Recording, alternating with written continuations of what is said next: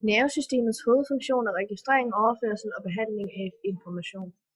Disse sanseinformationer transporteres via nervesystemets sensoriske nervefibre ind til de centrale dele af nervesystemet, som udgøres af rygmarven, hjernen.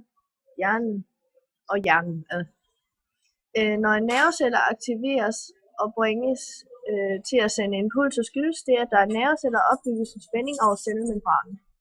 Spændingen opbygges dels på grund af, at de forskellige ioner ikke diffunderer lige så let gennem membranen, dels ved hjælp af transportproteiner, der kaldes Na+ og K+ pumper.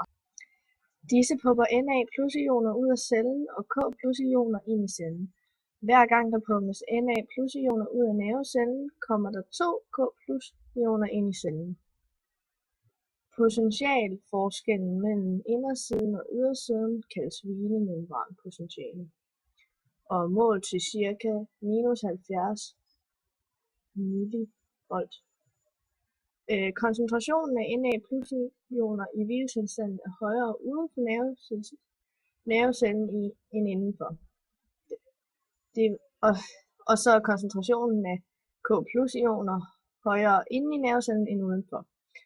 Og så fordi det er så ulige, det gør så, at der bliver sådan et negativt forhold til ydersiden, og derfor også og får en række, og så vil de så gerne ind i hjernen. Der findes flere forskellige ionkanaler. De er specifikke på den måde, at der kun tillader bestemte ioner også at gå igennem. Der findes både Na+, K+ og Cl- kanaler. Når en nervecelle aktiveres, ændres spændingen over membranen til en positiv retning. Når spændingen når en vis tærkelsesværdi, ca. -55 megavolt, virker det i de lokale Na+-kanaler til at åbnes. Da koncentrationen af Na+-ioner er højere uden for cellemembranen end indenfor, får det Na+-ionerne til at strømme ind. Derved så ændres spændingen, så det bliver i en positiv retning. Na+-ionerne, der er diffunderet ind, de spreder sig sådan rundt i området. Og så der sker der også en ændring af spændingen i cellemembranen i en positiv retning. Hos den næste Na+-kanal. Den åbner for Na+ indstrømning og påvirker den næste Na+-kanal osv.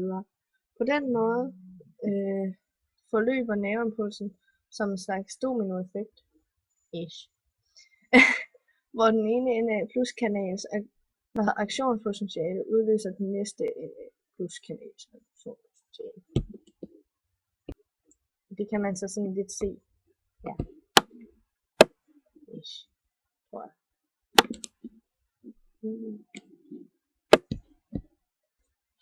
Umiddelbart efter Na+-kanalerne påvirkes også K+-kanalerne.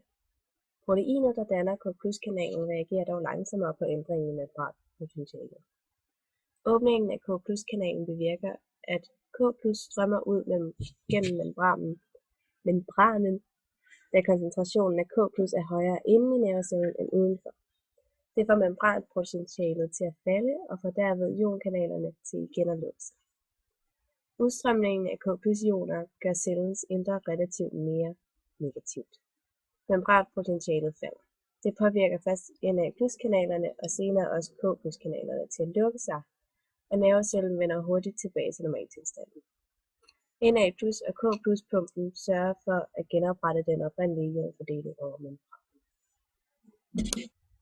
Og det her, det er så en nervecelle, og den består af en receptor og nogle synapser, som så binder sig på selve nervecellen for at forbinde andre nerveceller til den.